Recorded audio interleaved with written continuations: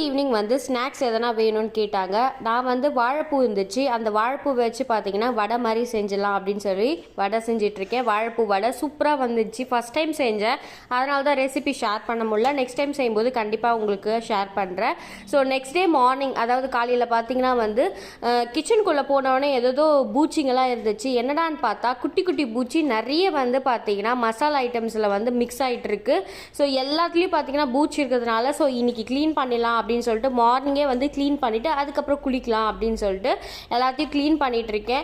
டேஸாக தான் இந்த மாதிரி குட்டி குட்டி பூச்சி வந்து தொல்லை பண்ணுது. அதுவும் மசாலா ஐட்டம்ஸில், அதுக்கப்புறம் மிளகாத்தூள், கரம் மசாலா, இந்த மாதிரி நிறைய ஐட்டம்ஸில் வந்து பார்த்தீங்கன்னா எனக்கு இந்த பூச்சி தொல்லை அதிகமாக இருக்குது. நேற்று கூட ரசம் வைக்கும்போது பார்த்தீங்கன்னா அந்த ரசப்பொடியில் கூட அந்த பூச்சி இருந்து ரசமே கொஞ்சம் வந்து திருப்பி செய்ய வேண்டியதாக ஆயிடுச்சு. இது என்ன எப்படி தான் வருதுன்னு எனக்கு தெரியல. ஸோ எல்லாத்தையும் பார்த்தீங்கன்னா க்ளீன் பண்ணி வெளியில் வச்சுட்டேன். இதை ஆர்கனைஸ் பண்ணுறதை நெக்ஸ்ட் வீடியோவில் கண்டிப்பாக ஷேர் பண்ணுறேன்.